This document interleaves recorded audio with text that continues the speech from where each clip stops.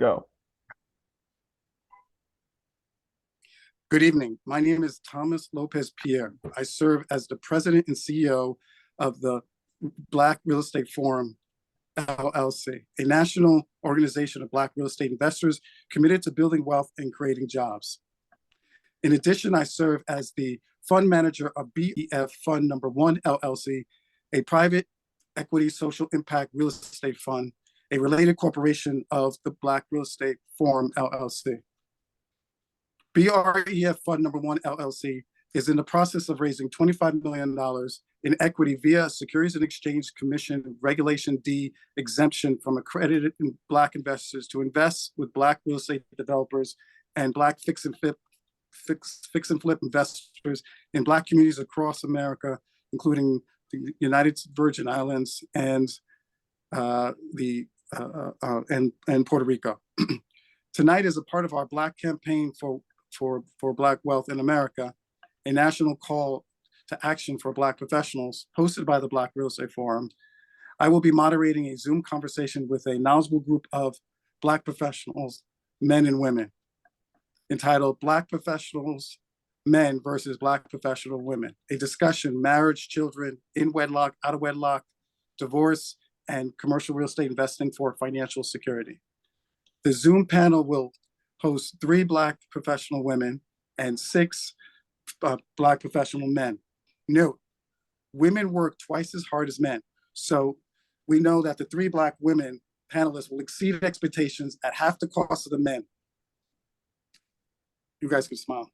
As a father of twin daughters, I am terrified by the high numbers of Black professional women who are not married. In 2020, just under half, or 48% of Black women had never been married, up from 44% in 2008 to 42% in 2005, blackdemographics.com. The proportion of college graduates aged 25 to 35 who have never married is 60% compared to 38% for white college-educated women. And that is graduate school CUNY, City University of New York. Topics to be discussed will include passive investment, real estate, stocks, bonds, life insurance, trust funds, marriage, divorce, prenuptial agreements, career, children, elder patient care, mental and emotional and sexual health. In addition, due to the high rate of death of Black males relative to Black females and divorce, even Black professional women that are married should take action to be prepared financially for the worst case scenario. Men are likelier to die each year than women. Black men have the highest mortality rate, usafacts.org. I am committed to helping Black professional women achieve financial security. For information on how you can invest with a committed group of Black real estate investors, please visit blackrealestateforum.com, blackrealestateforum.com. Before we start the conversation, let's take a moment to deal with some legal housekeeping. The views, thoughts, and opinions expressed are the speaker's own and do not necessarily represent the views, thoughts, and the opinions of Black Real Estate Forum or the other speakers. The material and information presented here is for general information purposes only. Very good, very good. Okay, well, let's get right to it. Before we begin, I want to ask some very basic questions. So, in this corner, ladies and gentlemen, we have the women. We have the top women of tonight's evening. We have Beatrice. Beatrice, how do you say your last name? Pronounce your last name? Cazeau. Cazeau. Good Haitian woman. Nicole, how do you pronounce your last name? Quallis. Quallis. And Lakita Long, how do you pronounce your last name?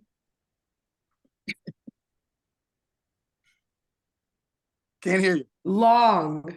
Oh, okay. Yeah. So it's phonetic. It is.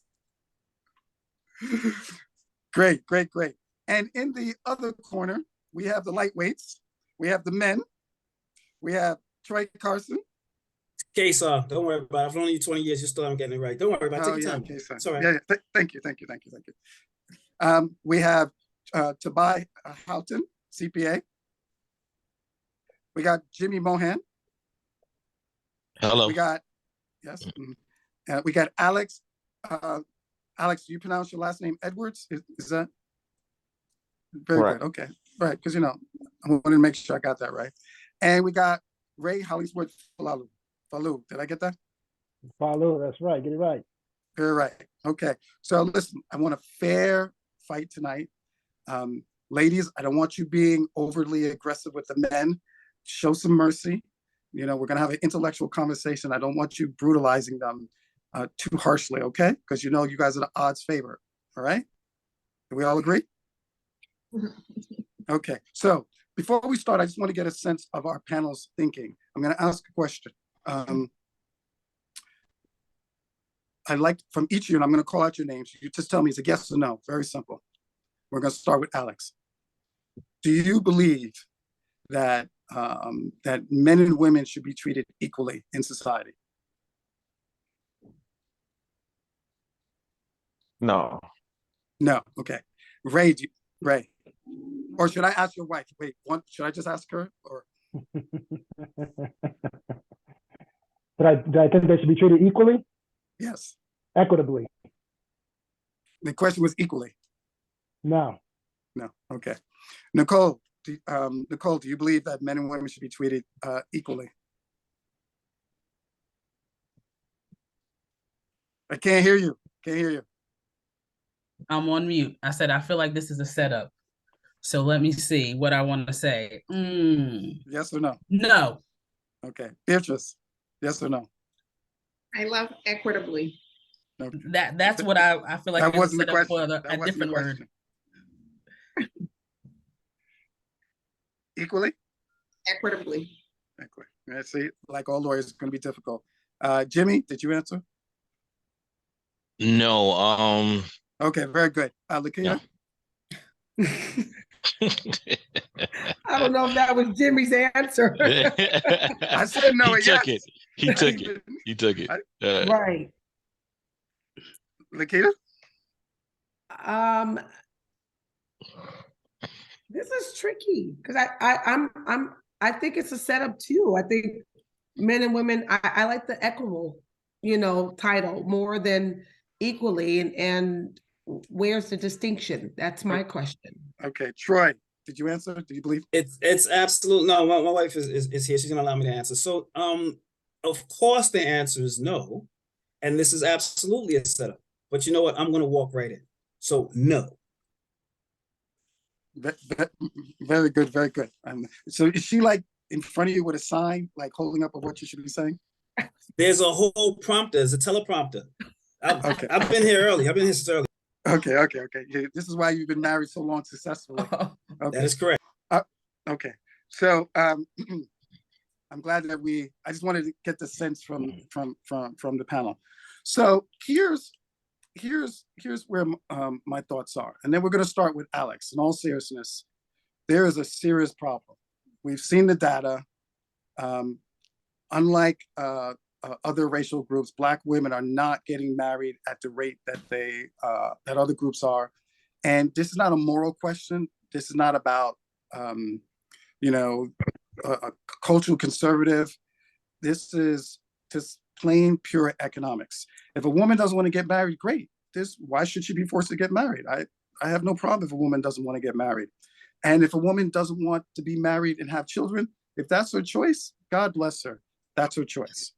However, 2 points. One is, for those women that do want to get married, and for those women that don't want to get married, they have to make sure that their finances are tight, because they have to make sure that they're in a position to be able to financially take care of themselves. And I think that we need to have a conversation now that the demographics in our community is changing such. We need to have a conversation about how to strengthen Black professional women's financial circumstances. Because when you're married, like yesterday, I just got an investment for our fund from a doctor, a male doctor. He invested X amount of dollars in our real estate investment fund. His wife is a doctor. They're a high income two-family. They have 2 kids. Their life is a different circumstance than a strong, powerful, independent sister with no husband. And so she has to be more prepared financially. And so, Alex, you have a book out that I really, really enjoyed the title. And I'd like for you to take 30 seconds to start us off in our conversation. And then we're going to work our way from basically from your book. And Marcus, if you could go on the internet and find the book, or Alex, if you could put it in the chat so that my son can bring it on the screen so that we can record it, because I think it's something that people may want to go get a copy of. But please give me 30 seconds of the book. So mortgage Well, before first, marriage. wait. First, introduce yourself. My name is Alex E. Edwards. I'm from Boston, Massachusetts. I'm a real estate broker and developer, and I just became a published author. How many years have you been married? 6. I've been married 6 years. Yep. How many kids? 2. 2. Okay. Mm-hmm. How many? What's a boy and a girl. A boy and a girl. Carter is 5, and Callie is 2 years old. Okay, very good. Now, tell us about this book in 30 seconds. Mortgage before marriage, finances before fiance, Rockefeller before Beyonce. Just like Thomas was saying, I won't say it differently, but love is overrated. We need to fall in love with ourselves, with our finances, with our debt, with our credit before we jump into someone else's mess. I have a daughter, and I'll be damned if I allow society to push her to go to school, get a job, and then find Mr. Right when she's Mrs. Right. So, this book is definitely was created because my wife and I follow these steps, and we took care of our finances before marriage. And if finance is going to lead you to divorce, you might as well just take care of it before the marriage. So that's the gist of it. Very good, very good. Before we move on to Lakita, Troy, did your wife take you off the Zoom? Or do you still? Okay, you still have permission to be on the call. Barely, yes. And I apologize. There's something going on my camera. So if no. If Listen, it starts to blink and fade and stuff, that just means Troy. I need you to hear me out, Thomas. I know you. We're going to do this, you and I, back and forth. We both can't listen if we're both speaking. So I'm just going to ask you to bear with me momentarily. Will you do that for me? Absolutely. Thank you kindly. I appreciate that, kind sir. If in fact it blinks and flashes like that, and again, I'm having some technical difficulties, it only means that she has kicked the plug. So when that happens, I'm going to have to just drop the camera and bring it back. Thank you so much. I appreciate that. Okay, very good. But she's not going to kick you. If I blink it, if I do the right thing, she won't. So okay, good. Okay. Well, make sure. Please say the right things tonight. Okay. Absolutely. Very good. Very good. Okay. Now that we know that Troy is safe, Lakita, you have done in your church or professionally marriage counseling. You're what we call a highly educated Black woman. You were married at one point to a real estate developer, correct? So you've been on the inside of the industry, and what are your thoughts about Alex's opinion? That was somewhat of a left hook for some women. Can't hear you. I actually love it. I actually just congratulated Alex for the resource. I think, I was raised mom and dad. I'm number 6 of 7. My parents were fairly older when I was born. And so had that sort of tradition and so forth and so on. But money, my dad was in the Navy for 34 years. And but we didn't talk a lot about money. Work hard, be honest. I knew school was my way out. Yes, I was married, and all of that. But I think that your book is phenomenal. I have a daughter and a son, teenage daughter, and I'm always just share with her. It's great to be independent. It's great to be educated, but I know she wants to be married and all of that. So really, doing the balance of what that looks like. Let's talk about credit when you're 16. Let's look at what that looks like. Her and I jump out and go look at houses together, and and really planning ahead of time and stuff like that. But I do teach my kids. My kids are biracial, and so I do teach my kids that There are, particularly my daughter, there are great men out there. There's not a shortage. I don't think there's a shortage. I've been blessed to just really be in a circle of men that are wonderful men. And so I do think that this conversation is necessary way before, like, I just want to hang out with you. So I think that marriage before, mortgage before marriage is an excellent tool. And I'll be blasting it over all of my stuff. And so I think this is a great conversation. We got to talk about the credit. We got to talk about all that stuff beforehand. Before babies come into the world, let's plan those babies if we can. If we can, let's not have 5 babies and not know how to take care of them. Yeah, Absolutely. From 5 different men. yeah. I mean, and if that is your plight, because some things do happen, so don't want to, make anybody feel bad or whatnot. I know growing up, I didn't desire to have children. I was very focused growing up, I just was like, I wanted to just do what I feel like I love to do and help people and travel and all this kind of stuff. And so Wait. So you think a woman having 3 kids, 4 kids that she can't financially support from 4 men that can't provide financial support for those children, you think that's an unwise decision, or it's just do you? No, I don't think that. So I'm glad that you clarified it. I just think that we might not want to be we want to be cautious about how we speak to people that find themselves in that situation. Not every person, my experience of having done clinical therapy work for 25 years. I don't have your expertise, but when a woman or a man finds himself in that, he tripped, he fell accidentally into 3 to 4 kids from 3 different, or was it an act that he thought out beforehand, or at least, I mean, is there any accountability or responsibility? Oh, absolutely. I think there's a great accountability and responsibility, but I think we can't villainize if a young lady, let's just, for example, we see a young lady and she's got 3 or 4 kids. We don't really know the projectile of where she's come from. And that's really important. I think that that's why this whole forum is so powerful, that we can go back and start talking to our young ladies, our young men. But wait, a young lady having 3 to 4 kids, there's nothing wrong with that. God bless her. It's the 3 to 4 kids from different fathers who can't provide financial support. I understand that. But if she's not in a mindset of understanding that, if she's grown up generationally, that's what I'm saying, around this kind of behavior, I mean, I know we could say, well, she should know better. I know some great people that are even suburban, raised, and they're not in the quote unquote hood, who missed the memo. So we just got to be careful in the language. I would prefer that we speak to the power of what we're wanting the community to look like versus villainizing someone that, even whether they decided, they had no conscious thought or they didn't care. We don't know the situation. We just don't. So here's the thing though, and I'm all for, hugging and kissing and emotional support. But if you look at the data with regard to the incarceration of Black men, and you do an analysis, you will see that the overwhelming majority of these men come from broken homes. They come from, I grew up in foster care and group homes. They come from foster care and group homes. We could reduce the incarceration rate. We could lower the crime rate in our communities if we just started as a community making smarter choices and reduce the out of wedlock birth rate within our community.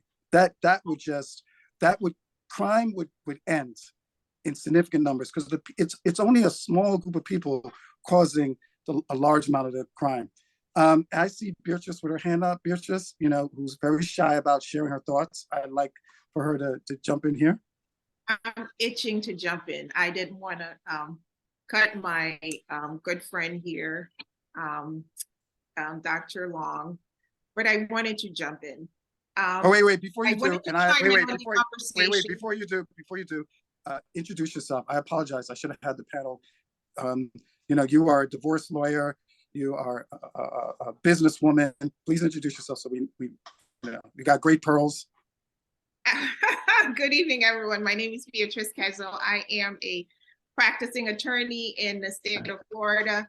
Over 22 years of experience. I do a lot of divorce cases, family law, divorce, child support, custody, and personal injury. So I was itching to jump in because I didn't want the conversation to stop at the young lady with 4 children with 4 different fathers.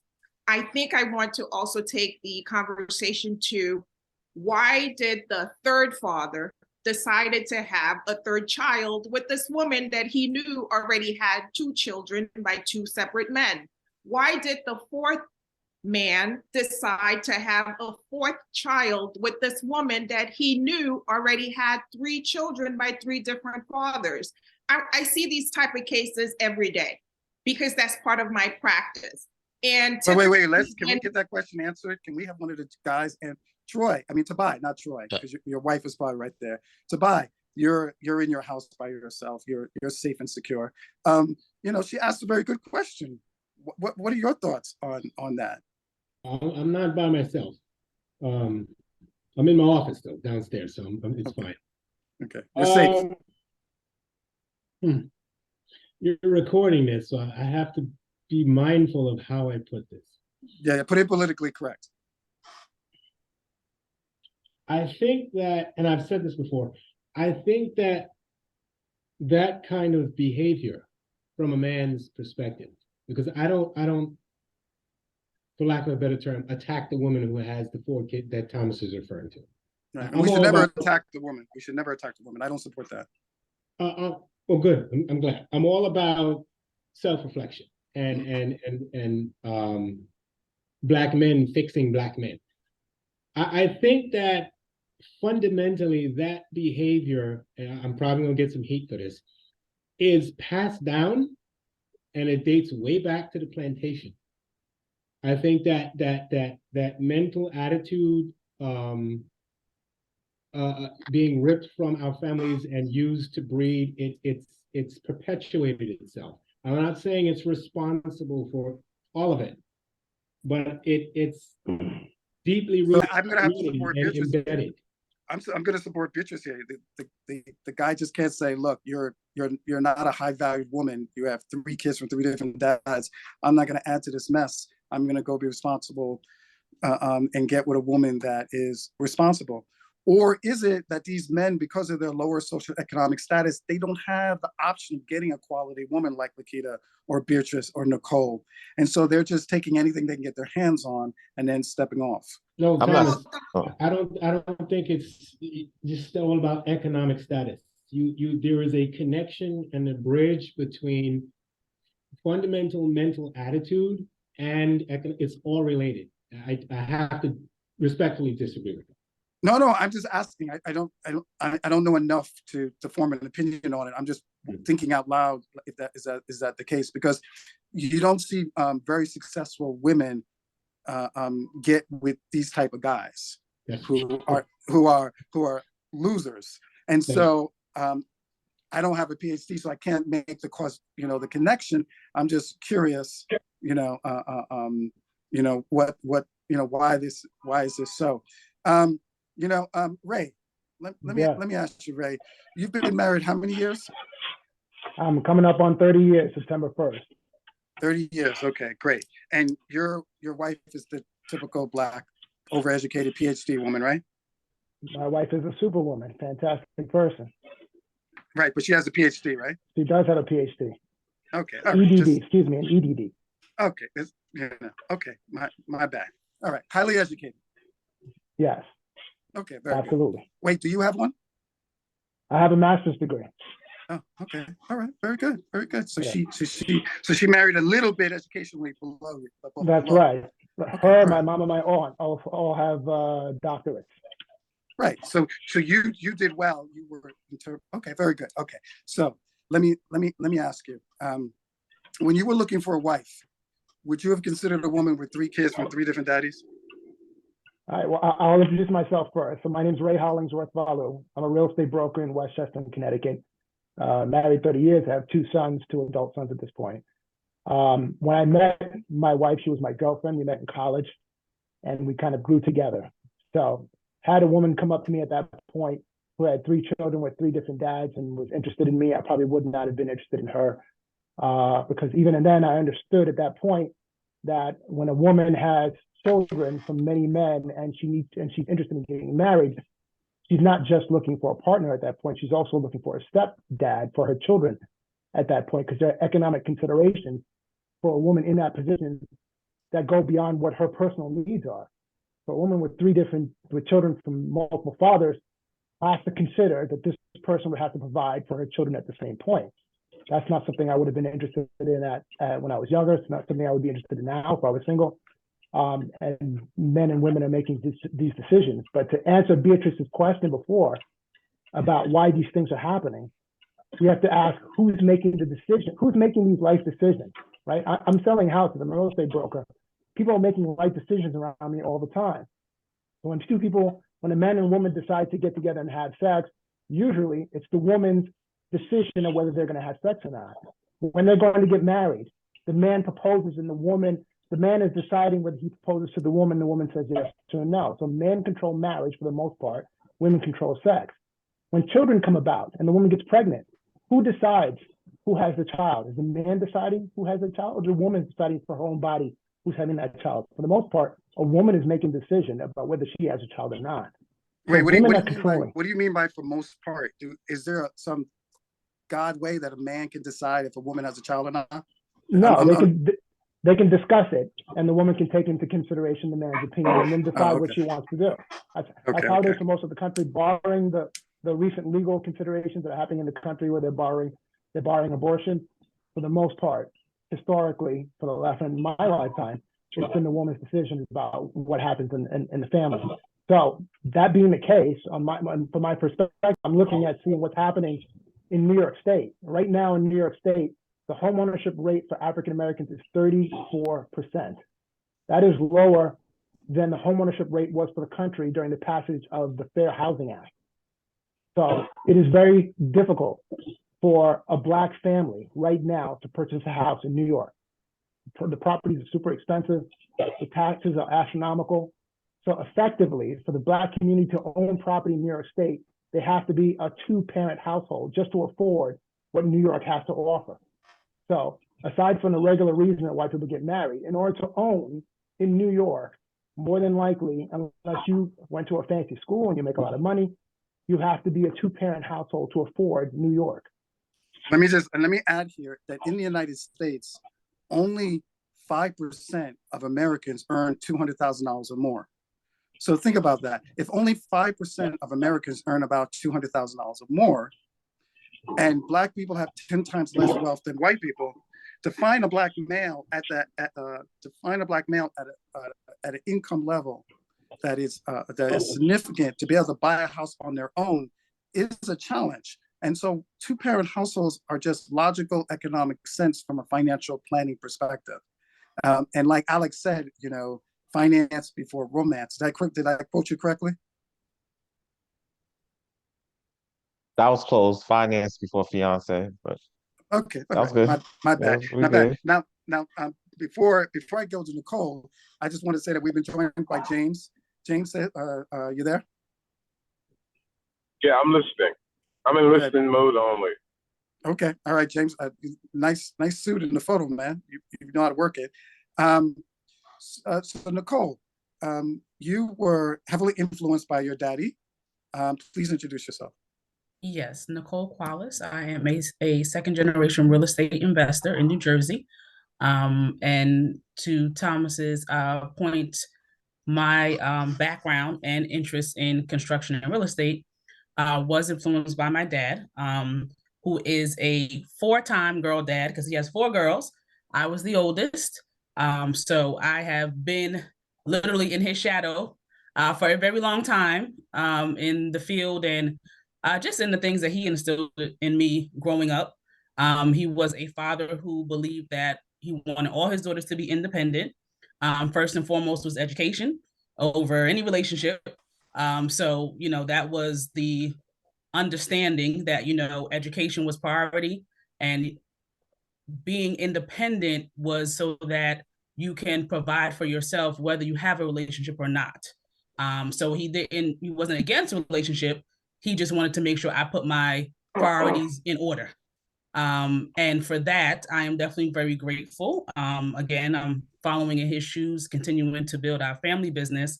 But ultimately, even as you intertwine relationships, right? I think it was already mentioned here, I understood from an early age that I had to have my education and my finances in order before I, consider anybody for a relationship, because those are the things that I was taught. And I was raised to understand were important. So definitely having those as the forefront of conversation, right? And getting to know somebody, you got to have those difficult conversations so that you're aware of, is that person in a good standing, right? You don't want to take on somebody else's mess. And neither would I want anybody to take on mine. So I think it's a conversation that we don't have, and we weren't really taught, just in my circle of friends as well. Nobody talks about, did you discuss finances with whoever, you're interested in, who you're dating, right? So I think it's something that we don't discuss enough. Very good. And let me just from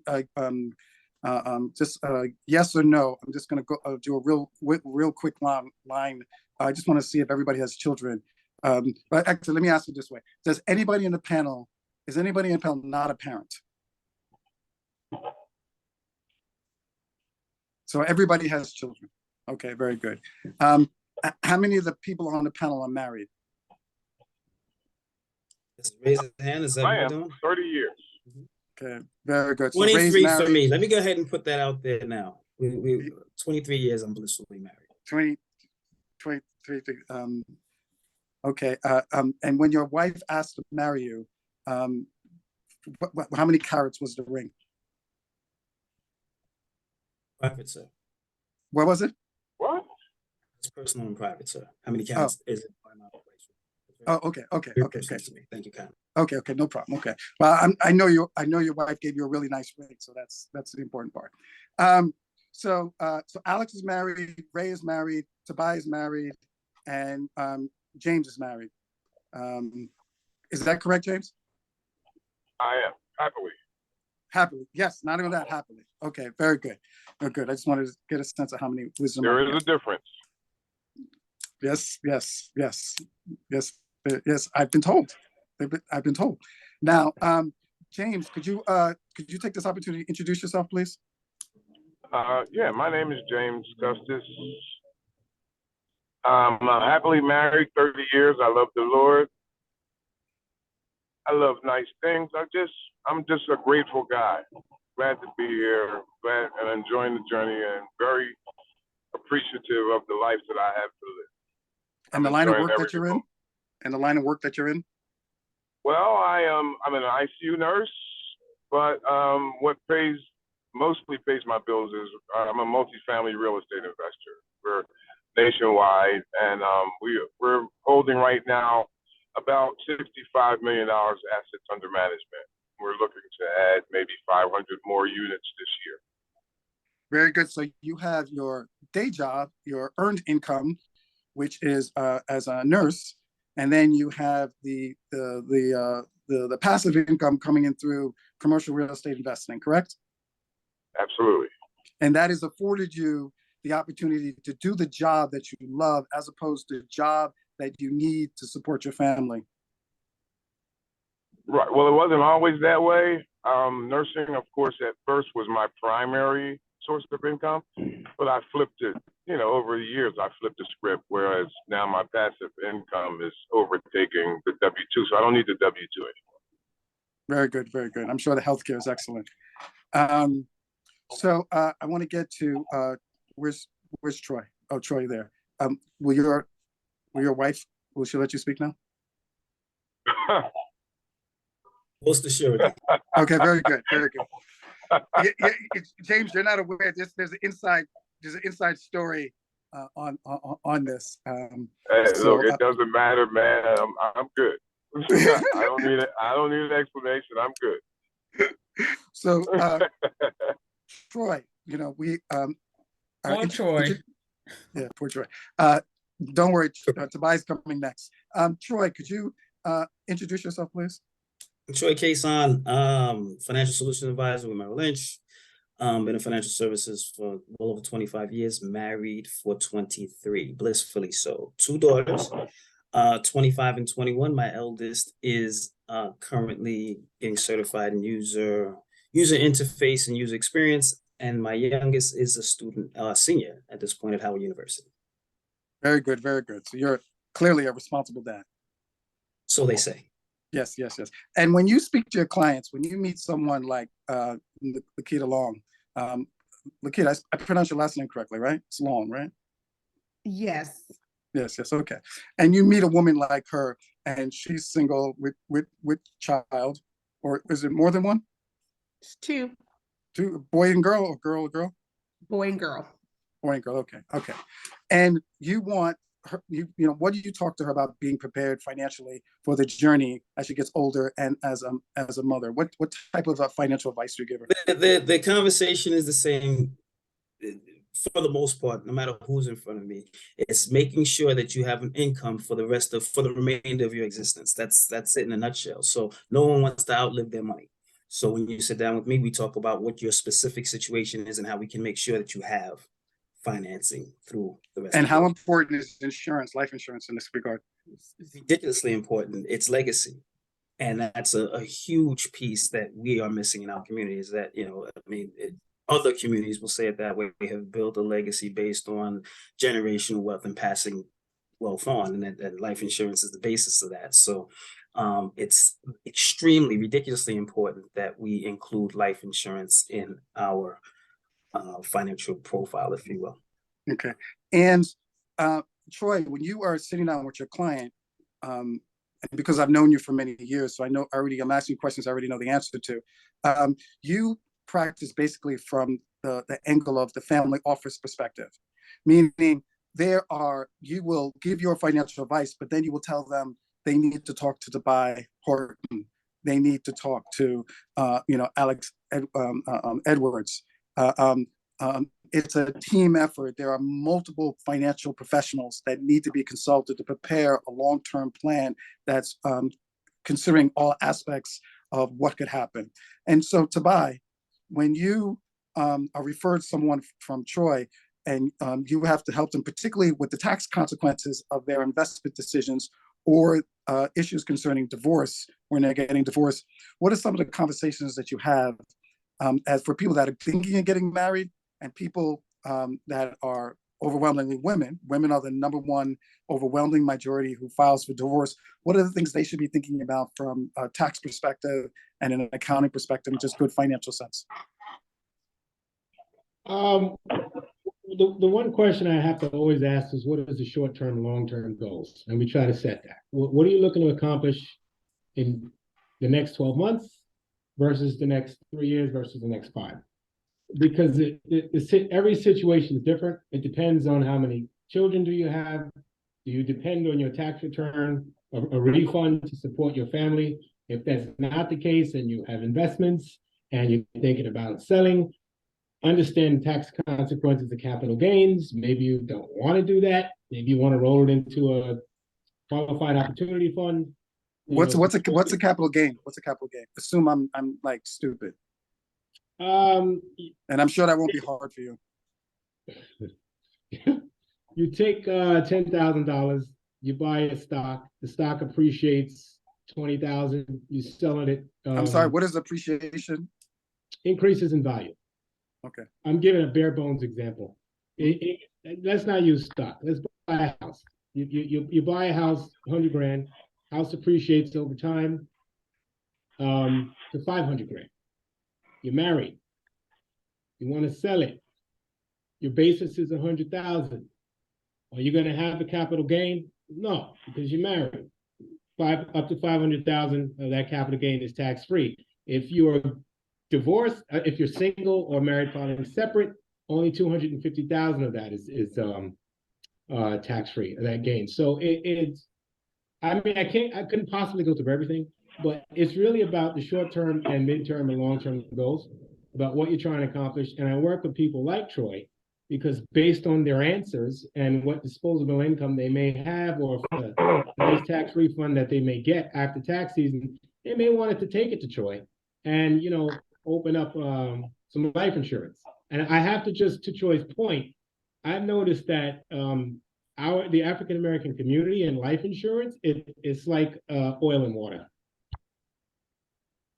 Very good. And I now want to go to Ray for a minute, because Troy and Tobayi, we're talking as two financial service professionals discussing where the assets should be allocated in either the sale of a property. Many times, Ray, do you get people calling you saying, listen, I need to I need to buy a property, in this case, a 1031 exchange, but I need to get a property and I have 3 months, it's 3 months, right? You have 3 months to reinvest the profits from a property before you're taxed on it.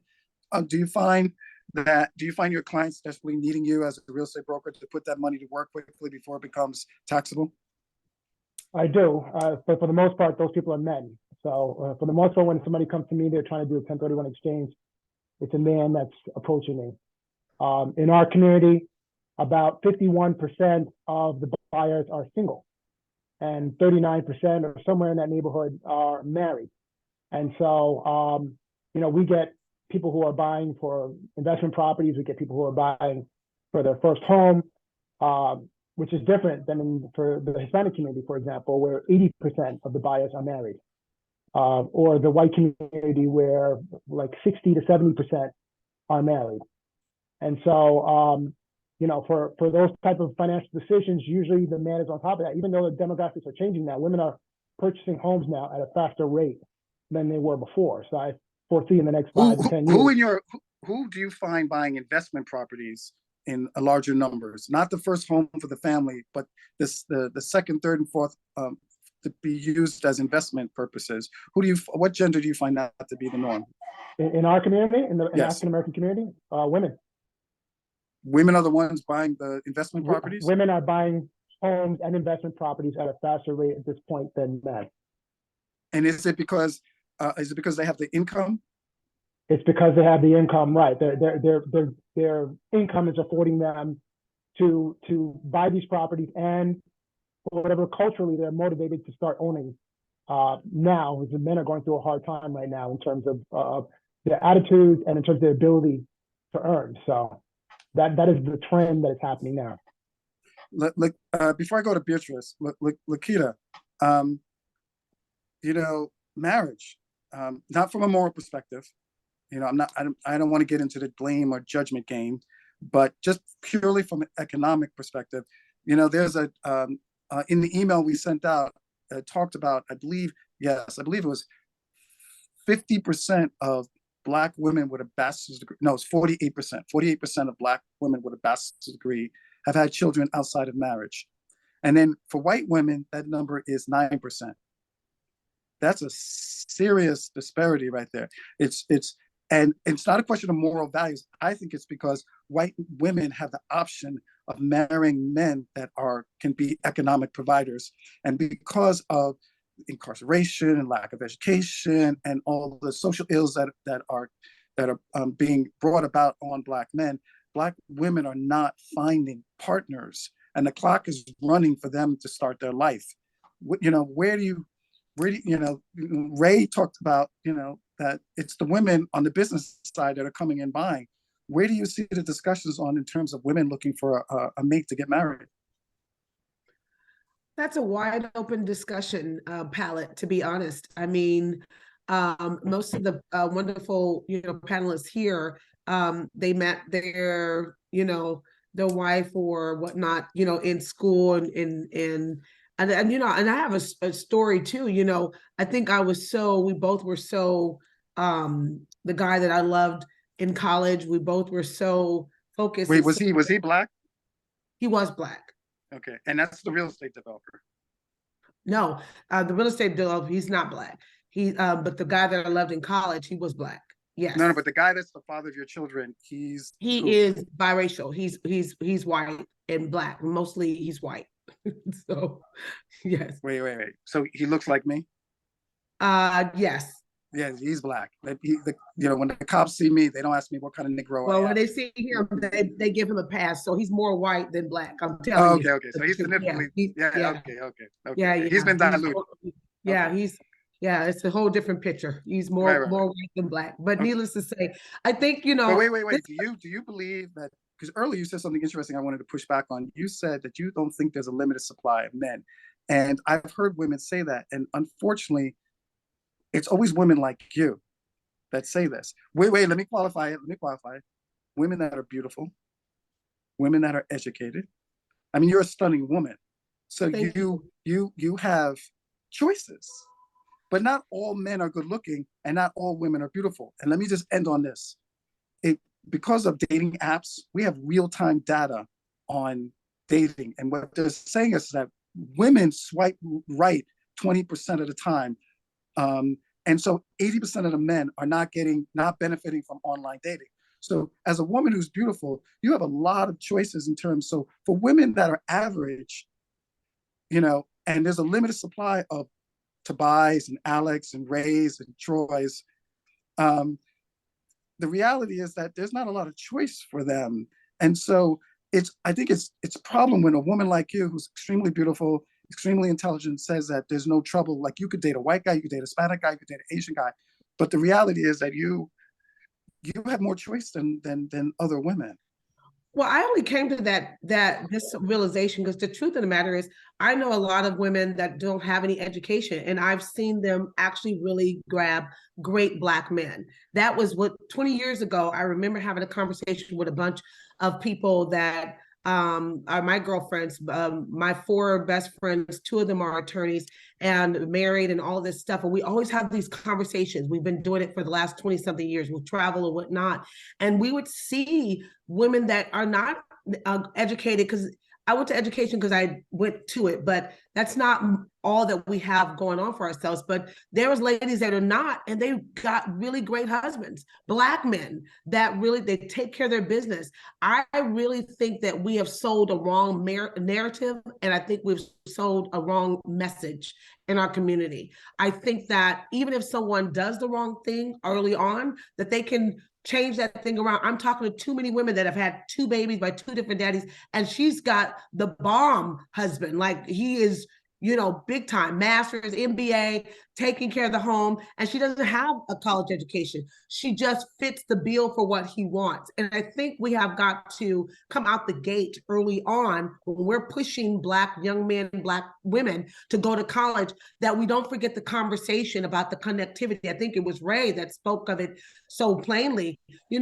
I wasn't looking at nobody that had children growing, coming into there, no matter how great of a guy he was. I don't want it, so I didn't even look that way. I think we have to have a different message, period. Whether they made a mistake, didn't make a mistake, but going out the gate, we got to have a different conversation. And I just personally, and if you just want to stick to the African-American race, I still think there are great Black men in America or whatever. And I just think that there is this narrative to make us feel like there aren't. And I'm sorry, I'm going to constantly keep saying that there are Black men that are great Black men. They may not be MBA, but I know a Black guy, he's got a massive business right now.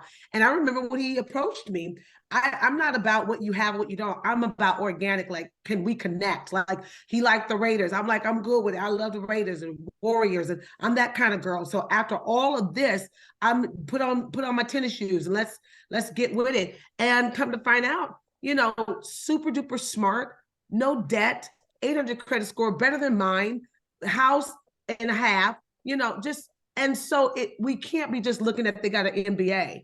Can he protect me? Is he gonna be looking for me to go to the door or somebody break into our house? No, I'm that girl that look, I'm not getting up, my mom didn't get up. My dad was a protector, my dad was a protector. And so that's what I know. So just because I'm educated.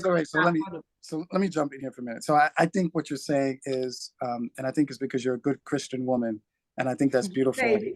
But there's no way listen, when I was looking for a wife, I dated women that had children. They're great to date. Women with children are great to date. And I dated them. Yeah, but as soon as I started looking for a wife, I ended all those relationships. I knew I wasn't going to marry a woman with any children, because I didn't. 2 reasons. One is I didn't want some little brat telling me you ain't my daddy. That's number one. And number 2, I didn't want to have Tyrone coming by talking about, I bought this Xbox for my son, and if he wants to play,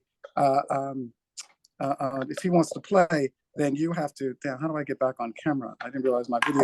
If he wants to play, then you have to allow him. And so I wasn't going to put up with that nonsense.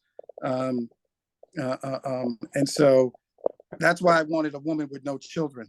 And that's why I was and I just think that most people are not going to There we go. I'm sorry. I didn't realize I was off camera. Most women or most people are not going to be as charitable as you. And I think that's very beautiful. You're a good Christian. But now I date with women with children because I don't care, because I'm not supporting their kids. I'm not paying for their kids, and I'm not interested in financially supporting their kids. You take care of your kids, I'll take care of my kids. I want to get to Beatrice. Beatrice, because Lakita says there's a lot of men out there. And talk to me about your divorce practice. Are a lot of men coming to you to get divorced? I do. I have a large client base. But isn't it overwhelmingly women? Probably about maybe 60-40. And just to add to the conversation, I actually just divorced 2 wonderful men today. So we just have 2. So there you go. They just added to the single, awesome male that we have out there for all the single ladies. Just let's be clear. Obviously, I'm a family law attorney and I divorce people for a living. I guess you can say that. We have a lot of folks who are married, and Black men typically marry Black women overwhelmingly. And so once we start talking about there's a shortage, Black men are not checking for Black women, it's not true. I see it every day in my practice. In fact, but wait, Beatrice, but Beatrice, we're not talking about Black men. What we're talking about is, because there probably is enough Black men, the gap between Black male and Black female is not that great. The disparity is college educated Black men. In the United States, 29% of white people have a college degree, and the difference in gender is a couple of points. With regard to Black people, like 67% of the 23% of Black people with a college degree, 67% are women. So, I agree with Lakita when she said, if a brother comes, because I know a lot of educated people that work at Starbucks, they have a liberal arts degree. And I'd rather have my daughter marry a brother who owns 50 apartment buildings, who understands finance, understands entrepreneurship. I don't care if he knows the meaning of life in terms of philosophy or Shakespeare. Don't care at all, because we live in a capitalist society. We don't live in an education society. However, the reality is that in terms of getting along, women would prefer to be with somebody on the same educational and social level. The reality is that people that tend not to go to college tend to have different social backgrounds that don't play well into what that woman is looking for. And so they're not going to go date. Men don't care about a woman's education. We don't care how much she makes. We don't care about her education. We just care as long as she doesn't have any kids, as long as she's in great physical shape, and as long as she can speak half decently, intelligently, we're good. Women, on the other hand, care about a man's, and I'm not going to mention names, but we know these celebrities out here where the woman is drop dead gorgeous and the guy is butt ugly with big lips. But because that person is wealthy and she's wealthy, they were like, yeah, let's get together. Let's be a power couple. But if a man didn't have the correct finances, then women are not interested in men for looks. They're interested in their ability to be a provider and security. Women are interested in security, financial security. Meaning they don't need to be a gold digger. I just can we pay the bills without getting evicted? Sexual security, internal and external, meaning can you not have sex with other women? Can it just be us? And can we be compatible where she wants to get her freak on and you are willing to please her? Emotional security. As a man, can you tell her that you love her? Can you share your feelings like Troy does? Troy's always telling his wife he loves her. Can you be a good parent?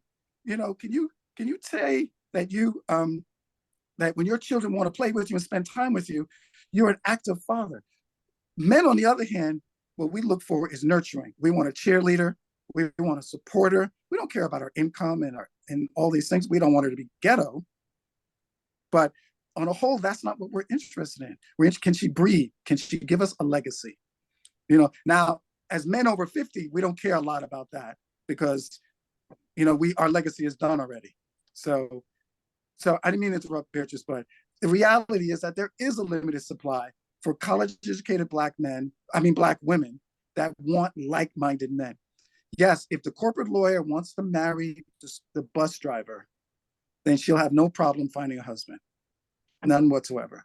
But if the corporate lawyer or the investment banker or the medical doctor wants to marry someone like her, like I said, we just received an investment in our private equity fund from a doctor who's married to another doctor. He's African and his wife is African. They come with core values. He didn't go marry like, you know, some stripper or chicken head. He married a woman that was like-minded because he wanted his children to have that balance. And so you know, Lakita and Beatrice, I hate to push back, but you know, as a father of two daughters, I'm telling them there is a limited supply. And when they go to graduate school, they need to be locking down who their husband's going to be. And here's the last thing I'm going to say.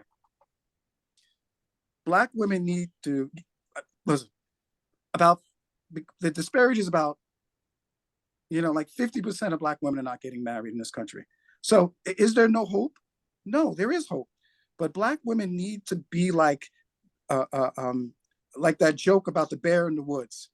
You're in the woods camping and a bear is charging at you and you're with two other friends and all three of you run. You don't have to outrun the bear. You just got to outrun one of your friends.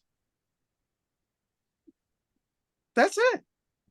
And so as a woman, you can get a husband. You just have to be smarter than all the other women to make sure that you're a great catch, your finances in order, you listen to a brother like Alex Edwards, and you make yourself really appealing to a man, if you want a Black man. And by the way, white men are not an option for most Black women. These white men, they will have sex with you, but they do not want to have a baby with you. They don't want Blackness in their bloodline. And that's why if you look at the census data, they're not marrying us in any significant numbers. And that's just a cold, hard reality. They will have sex with us, but they won't marry us. That's a whole you're generalizing an entire group of people. That is true. I'm going off US Census data. I'm going off the data. Will it change in 10 to 20, 30 years? Yeah, of course. But where we are now, interracial couples, you know, white. Yes, but the US Census data talks about the marriage rate for interracial couples, and 2 times more Black men marry white women than white men marry Black women. That's reality. Will it change in 10 to 20 years? Yeah, possibly. But Thomas, I have a question for the women. Yes. And from what I've seen, for the married couples who are purchasing houses, the women have the income equal to the men or earn more than the men. So my question to the women are, for the women that you're speaking to, those who are educated, those who make good income, are those women willing to marry the average Black man that makes $41,000 a year if that marriage will be successful and they will have to support half of the income of the household or more than half of the income of the household? The women that you deal with, are they willing to marry those men? I can speak for some of my cases. I do have cases where the women make significantly more than their spouse. And I think that in situations where you may have a nurse or maybe a doctor and she makes a lot more than her husband, I can't tell. I don't know, I can't remember off the top of my head in terms of what the husband's profession may be, but you're asking whether or not the female is willing to contribute? To marry a man who earns what the average Black man earns in this country, which is $41,000. We have that. I mean, I don't think it's the overwhelming majority, but you know, there are women who do marry men who don't make, you know, as much as they do, probably make half of their income. And right. Yes, they're married, they're happily married for a while, they have children. I think it has more to do with, you know, are they compatible? If two people are not compatible, it really doesn't matter how much money he makes or she makes. If the communication is not there, you know, because I have clients who are what you would consider high value, right, in terms of their income, in terms of their assets, etc. But they still get divorced because there's something went wrong somewhere, and they have the money, so it has nothing to do with their finances, because their finances are great, right? Right, but wait. Let me interrupt for that. Let me interrupt. You're just, I'm going to expand on Ray's question. Is so? Do you believe that women, Black women, because and the reason we say Black women, because I don't care about white women or other groups of women. We're here to talk about Black women. Do you believe that Black women, one, and I want to hear from the three women on the panel. Do you believe that you would respect your husband if he decided to stay home and take care of the children? That's one, and not work.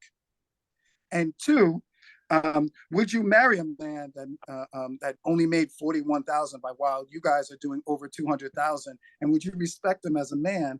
And would you let him spend the money, the household money, your money that you would put in the bank account? Does he get to spend that, or is that your money and then his 41,000 is his money?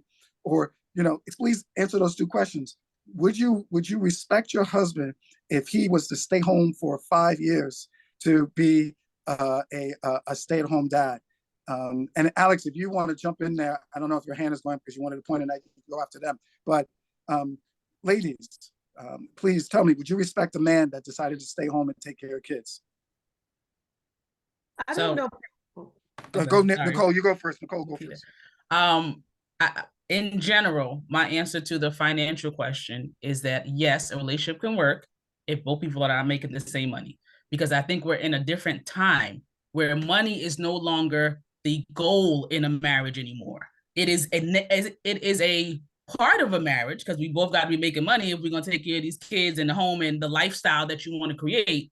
But we are not in a time where you had to get married for money. That was actually the thing. Okay. So now we fast forward. There has to be other components to the marriage. Will you let your man stay home for 5 to 8 years to stay home and take care of the kids and not work?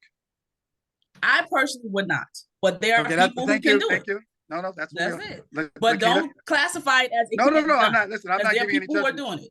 Right. No, I'm not here to pass judgments. Lakita, if your man told you he wanted to stay home and because he didn't grow up with a great dad, he wanted to stay home for 8 to 10 years and take care of the children while you worked to pay the bills, what were your thoughts? The way that I am, I would not be able to do that. Thank you very much. Beatrice, yes, Beatrice, would you allow your man to do that? Getting a nanny. No, that's not a choice. He wants to be a good father. He never had a father. He wants to stay home. He can be a great father while we both work. We're getting a nanny. So the answer is no. Nanny. So the answer is no. Okay, Alex, you want to jump in on that? I love you, Beatrice. I got a lot to say. I discussed this in the book, but it's about 20% of women are in bad relationships they can't afford to leave. And what that means is, in those type of relationships, the man make all the money. The man is treating you bad. You can't go nowhere because you can't leave. You can't afford to leave, right? Next, Ray is 100% right. Single women are buying way more homes than single men, whooping our butt, right? On that level, we are getting extremely soft. 3, finances play a huge part in a relationship. And of course, you gotta be compatible as well. But honestly, love can't survive broke. Love cannot survive broke, and that's the truth. We're not gonna fool ourselves, but you want to go on vacation, you want to go out on dates. Sometimes you don't want your car to break down. That takes money. And if this is all happening, if the stress of cars breaking down, you're not going on vacation, everything is the same, guess what? The marriage is going to get stale. Wait, but hold on a second. Hey, Alex, let's say the woman makes, $400,000 a year and the man makes $41,000 a year. Do you believe that can be a happy marriage? Because Ray, that's the number you said was 41,000, right? Correct. Right. So do you believe that can be a happy marriage? I would say in my marriage, I would not be happy whatsoever. No, we don't care about you as the man. You don't matter. If the woman, would the woman be happy with her man only making 41,000 and she was making 400,000. Would she My respect wife would him? not be happy. My wife would not be happy.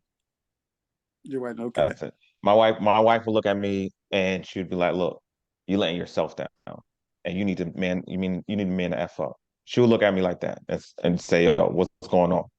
You know, and that's just the truth. And I want to be honest.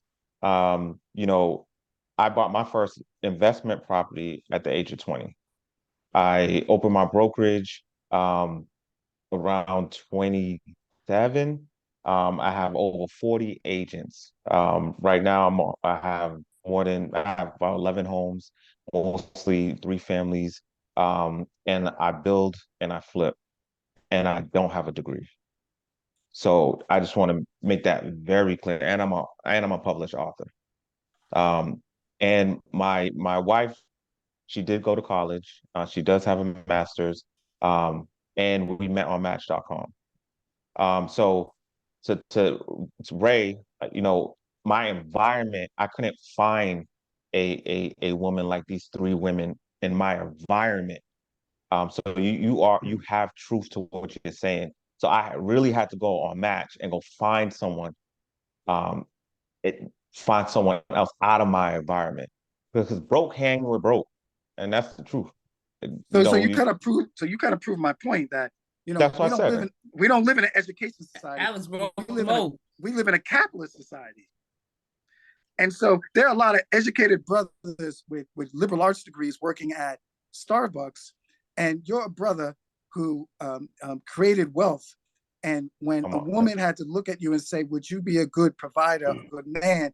you rose to the top. All the way to the top. Because a piece of paper to another level. Yo, Ray, is that a degree in the background? Those are degrees, right? Yeah, so that's my high school diploma, my college degree, and my master's degree is up there. Right, but when you get your commissions, do they come from those pieces of paper, or it comes from the real estate broker's license? No, it comes from the real estate broker's license. Exactly. So listen, I'm all for brothers getting an education, and I tell my kids, no, you're not getting liberal arts education. You're getting education that is either be a lawyer, a doctor, an investment banker, or a business owner. You know, see, Black women are some of the most educated people in America, but they have the degrees in the wrong degrees. They have degrees. That's why I asked my question. That's why I asked my question about income and not about education. Because when you go to buy a house, I couldn't care less what your education is. How much money do you make, and do you qualify to purchase this house? That's the bottom line. Doesn't matter what your education was. Your debt to income ratio that the bank is running will tell you whether you can buy this house or not buy this house. And right now in New York State and in many parts of the country, there is a housing crisis for Black America. The Great Recession was the second biggest housing crisis for Black Americans, behind Reconstruction after slavery and the retribution that came after slavery. More people have lost houses from 2008, that Great Recession, after that period. So right now we are in that, and the numbers are getting worse for the Black community. So we have to change our mind frame in terms of how we are going to get together, work together, men and women, to purchase properties, or we will not own. This problem has to be solved, because other communities are doing it different ways, but we are not. What we're doing. Let me jump in. Can I say something real quick to? Oh. Go ahead, Alex. So Ray is 100% right, and I think, look, if you and your woman or your significant others sleeping together and not making money, y'all just fucking. That's it. If y'all not progressing, that's it. Y'all just busting nuts, right? We have to work together. The business plan should start in the bed. If you could have sex, then you can start if you could have sex in the bed, you can start a business plan in the bed. And if I have a business with Ray and it's successful, I'm gonna go home. If I'm married to Miss Long, I'm going, hey, Miss Long or Mrs. Edwards at that point, our business is going well with Ray. If the business is going bad with Ray, I'm going to go home to my wife and say the same thing. The business is going bad. So if I'm coming to the bedroom, no matter what, good or bad, I might as well start the business in the bedroom. So wait. First, let me correct you, because I'm going to defend Lakita here. If she was to marry you, there's no way as a strong Black woman she's going to take your name. So those days are over. So, she definitely taking my name. So absolutely. And let me just say, you know, if she don't take my name, ain't real. It's true. I'm in totally agreement. Like, yeah, I just think that there's a father, there's Wait. Let me more- just say for the viewers, this is me starting trouble. Like, so. Of course, you're always starting trouble, Yeah, Thomas. I want the viewers, I want the viewers to know I'm just trying to cause drama. Absolutely. Like half the stuff I'm Get your saying. ratings up. Okay, right. Okay. All right. Now, let's go ahead. No, go ahead. Now, I wanted to do this before I forget. There's a question, and the person asked in the question, are there high-income people with liberal arts degree? And the answer is absolutely. I think most high-income professionals, they start out with a liberal arts. Like my son is going to go get a degree in political science or English because he's going straight to law school to be a securities lawyer. So yes, but you have to have a plan. There's some people that go get a degree in African studies and they wonder why Goldman Sachs is not looking to hire them. And so you got to have a plan with regard to education. So many Black people are getting degrees and not understanding the value of them, and they're taking all these debts and loans. But I don't want to go back on that. Tobayi, you recently got married, is that correct? Yeah, relatively. Right. Okay. And how old are you?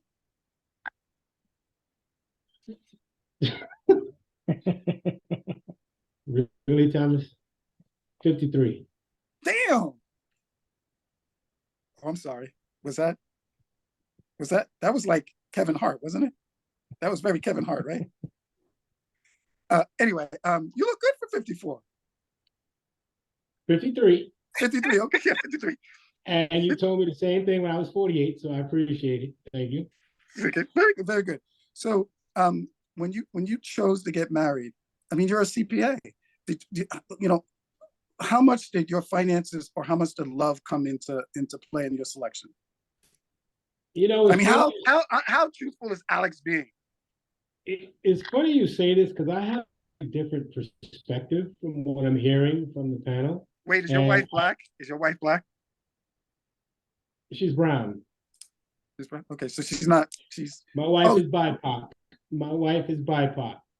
She's Filipino. My wife is BIPOC. She's Filipino. Okay. Yes, correct. Yeah. Okay. I have a different perspective because what I'm hearing, I understand, and I heard a lot of it growing up from my mother and so on and so forth, but I did something a little different. I was probably single too long. I was a bachelor basically all my life. I built what I have without being married. I did it before all of that. And the reason I did that was because I refused. I had my son my son is 28. He's got his MBA in accountancy and he's studying for the CPA exam. He's an accountant. So wait. So pause there for a minute. I just want to prove this point in support of what Beatrice was saying. So you had a child with a woman who was not your wife, correct? Correct. Right. And you were an active dad who, all jokes aside, the viewers of this, you'll see me tease the guys, but I've known Tobayi for over 20 years. Same thing with Troy, same thing with Ray. And so there's a little formality in terms of, but in reality is that you're a great father and you produced a man that I would be honored if he was to marry one of my daughters. And you weren't married. So this thing that, if you have a child out of wedlock, the child's gonna go to jail, he's gonna be a high school dropout.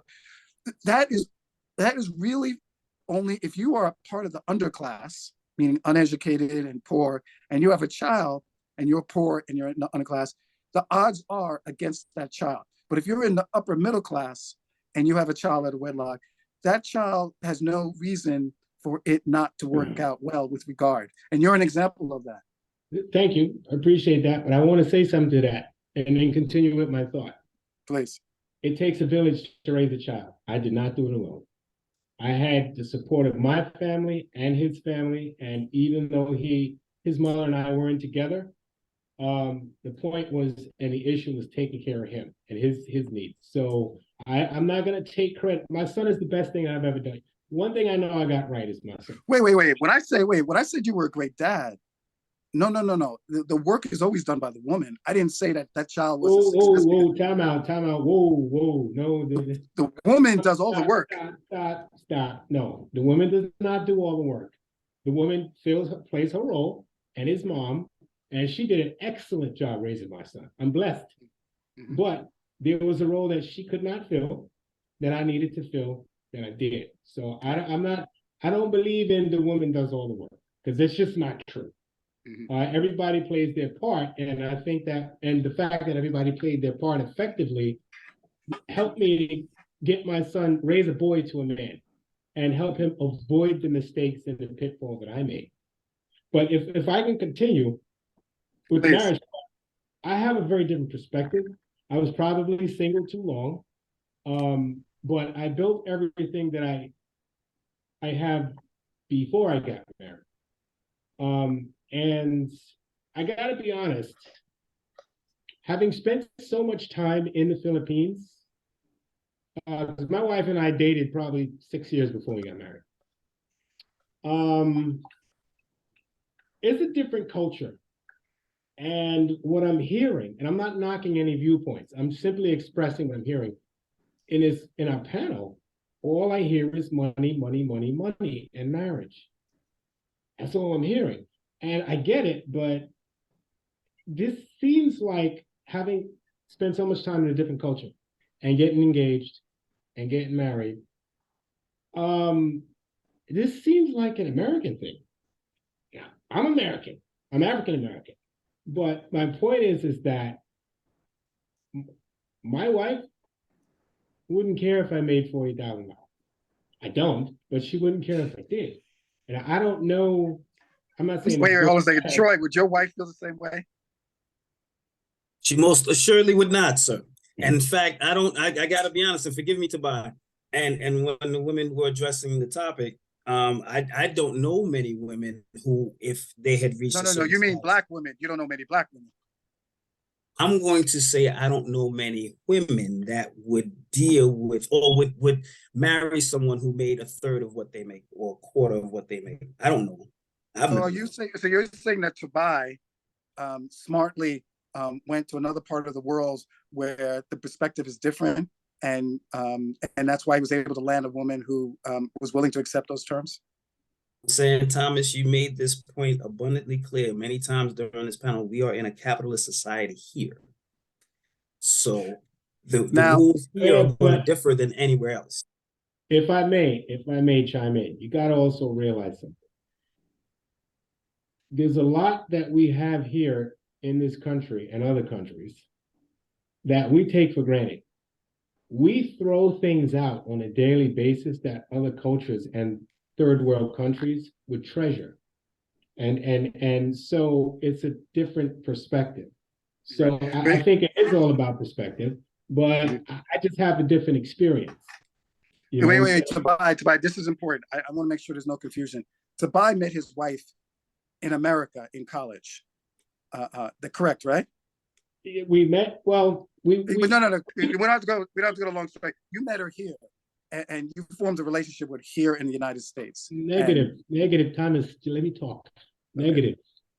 We attended the same college. She didn't give me the time of day back in college because she told me I had too many. Yeah, but that's normal for most women with you. Let me finish, Thomas. She went back. She was a foreign exchange student. Me all the time, Thomas. We was a foreign exchange student. She went back. What happened was someone found me on Facebook and said, "Hey, remember such and such? She's looking for you." So we linked back up on Facebook, and that's how we reconnected. And I said, "Listen, I'm going on vacation." She said, "Where you going?" I said, "I don't know." She said, "Come to the Philippines." I said, "Why not? Never been there." And here we are today. So that's how. Very good, very good. But I'm just making a point that the relationship started in the United States. Somebody commented, when are the women going to get to speak? And I just want to say that, the reason we have the women on the panel is specifically so that they don't talk. And so I want to just add that. But since that person brought it up, Beatrice, you hear the guys going back and forth. Troy is talking about that, it's like, how's that song goes? No romance without finance. Right. And then you got Tobayi, who's just a good person. What are your thoughts about, like, of course you would take a man that made only a third of what you made, right? Because money's not important, right? By the way, I love the pearls on you. Really nice. Thank you. I love my pearls. What was the question? Would you take a man that, and before you answer the question, could you tell us that what's the name of the artist on that gorgeous painting behind you? Oh God. It's a Haitian piece. It's Pierre Bernard. Yeah, the reason I pointed out is because I want to help support Troy's contention that, pearls, art, law degree. Of course you're gonna get with some guy that makes 1/3 of what you make, because that's, of course. No, I spoke for you. I'm sorry. What would you do in that case? I mean, I don't want to speak for myself, but we all have our personal preferences, right? And I think that you are correct. There are women who would be, and I've seen it, there are women who are perfectly okay with their men making half their income. There are women, and I've seen it in my profession, that I've seen women who are okay with their husband being house husbands. And so it's all a matter of preference. And, I'm always cautious about making, just general statements about, what men want, what women want when it comes to relationships. Because like I said, I have been divorcing people for 22 years, and I can tell you, I can write a book, but I choose not to, because I do believe that it's a matter of preference. Yes, there are certain things that are just basic values, right? Everybody wants to be respected. Men wants, their wives to respect them, respect their views, their opinions, their position, as I guess the leader of the pack, right? And women, on the other hand, they want to be respected as well. They want, their husbands to treat them well. They want a provider, some of them.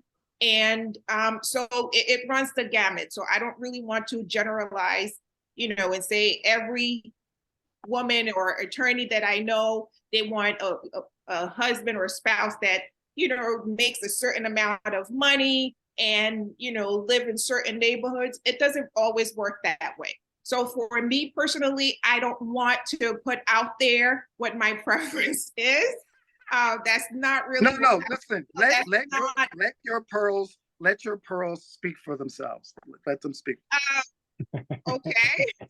But that's not really what I want to discuss. Not my. By the way, love the artwork. And the glasses, they're to die for. They're gorgeous. I mean, the lights keep reflecting on them. That's why I keep moving my lighting, because I'm like, I don't know if you guys can see my. Lakita, I love your glasses too. Like, you two sisters have really strong, stylish pair of glasses here.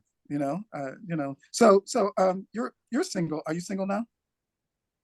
Are you? And by the way, I would not be surprised if men did not find you guys on LinkedIn after watching this, because outstanding sisters here. But just are you single now? I'm dating. You're dating, okay. Yes. And if someone like Troy, who only makes $20,000 a year, was interested in like dating you, wait, which part? The 20,000 or dating her? Like 9,000. 9,000. 9,000. I'm sorry. If someone like Troy, who makes $9,000 a year, now does that include the allowance your wife gives you?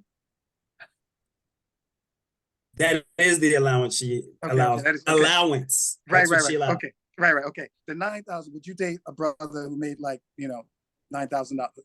No, here's my thing. I think my father was born in 1925, and so my father did a lot of first, and they were well-rounded people, my mom and my dad. My dad was 16 years older than my mom and had 7 children. So their whole makeup of how they taught us to be, my mom was a homemaker. We lived in Japan and Germany, and my mom was just a brilliant woman. And so I watched from afar off what it looked like for a Black woman to just love her man, right? And what that looked like. She was brilliant. She didn't go to school, but she really she just really taught us well before we got to school. And so I'm not looking for someone that's got $9,000 a year. I'm not even going to attract that, because that's not how I am. I'm going to attract the person that they may not have a degree, but they probably have a lot going on for their life and great credit, because that's just who I am. And I just think that it's like our sister Beatrice said, it's a preference, but it's also about your own center. Like if you are centered around wanting to struggle, well, then you're going to attract struggle. That's just what I really believe. That if you're centered around wait, give me a moment to wipe the tears from the eyes. That was just Lakita, that was just beautiful. Yeah, you okay. Go ahead. I'm sorry. Continue. I'm serious though. No, really. And I think that, it's really about, and I could be totally wrong. I just know that mindset is everything. When I was married to my kid's father, I had a business. He was starting his real estate development business, and he was like, I need help. And I was like, I'm doing this. I'm college professor. I just got a whole lot of stuff. I can't really help. And he was just like, okay, can you just do one little piece of it? I did. And boom, it increased, 25 people. And so he said, well, if you do this piece, because my ex-husband, he's a brilliant man, brilliant by far, brilliant man. Of course, he married you. We kept going, and we built something. And so, and it really was fabulous and all that kind of stuff, but there was just a lot of other stuff that we couldn't get. And neither's here nor there, nobody's fault. I'm saying all this to say, at the end of the day, if your preference is to be with someone that doesn't make a lot of money, that's what you're going to be. Me personally, I don't want to struggle. I grew up in struggle. My mom and them had love and all of that, but they made bad choices with their finances. And they, and so I just don't want the bad choices. So at the end of the day, let's just figure it out. Like we try to buy a house. No. We got 480 credit score. No, at the end of the day, to get a quality woman like you, at the end of the day, I wish Troy, you there? Did your wife knock you off you there, Troy? At the end of the day, to get a quality woman like you and Beatrice, there you go, because I want to see Troy's face for this. At the end of the day, to get a quality woman like you, you're going to have to come with financial resources. That's just the reality. Forget about the reason behind it. You got to come with we all both have to come to the table with the same package. But at the end of the day, if he's a good person, if he goes to church every Sunday, if he's a great stepdad to your kid, if he only makes $9,000 a year, it ain't working for you, correct? It won't work for him because right. No. You got the money. You're not going to stay at 9,000. No. He can live off your money. Not really. Wait. I'm sorry. Lakita, could you expound on that a little bit? Could you? No. I think you're making the conversation lopsided, and I could be totally wrong, right? I do really believe that people today, I think love is great. I think love is important, and I love it. I love love. And being submissive to your husband, I am all in for it, right? And doing what you need to do for your household. At the end of the day, we need to have grown-up conversations. Hey, babe, where we at? Like, what's going on? Before we get all involved, so we will know. So you support Alex's point. I do. I do support it. And let me tell you why. The people that sit in my office, clinically speaking, what ends up happening a lot of times is that they did not have that conversation piece about that. I mean, he was so fine or she was so fine, and both may have gone to college, but they did not have the conversation. What do we want our lives to look like? That is an important conversation. Do we want to be in an apartment? How long? Do we want to do X, Y, and Z? Okay, it's not about the dollar amount. It's about, are we building? Is it look like we're building together? Is it coming in together? Is there mutuality? Is there love? Is there respect? Is there great sex? Is there, am I happy? Are we evolving together? It's so much more, because I personally believe, it's just me, I personally believe if she's the wife for that husband, and he has his head on straight, and he happens to run into the wife that he's been waiting for, he can be a 30,000 year man and then being with the right woman, or vice versa. A woman being with the right man, they can just take each other to the next level. And I don't think we give each other enough credit for that. I'm not looking for him to have a degree. Most of the men that entertain me, they don't have degrees, but they're boss men and what they are in, that I would follow them anywhere, not because they got 500,000 in the bank, because they're integral. At the end of the day, I know that they're integral. I know they protect me. I know they're honest. That doesn't mean they're perfect. They're just honest. They're straightforward, and they're men, you know. And so, and they're great men. They're fun. So there's much more than just the money. I think money is the You're not going to date a poor guy. No, I'm not Okay, going to date okay. a poor guy. And so, And for me, a poor guy is someone poor in mindset. of course. Okay. Now, but I will throw you. I will concede one point that you were making that I actually believe in. We all heard the joke about Obama going to dinner with his wife, Yes. and the cook in the kitchen, the chef came over and used to be one of her ex-boyfriends, and Obama, in the arrogance of a strong black man, said, "You could have married him and been the wife of a chef." And she said, "No, if I would have married him, he'd be president of the United States."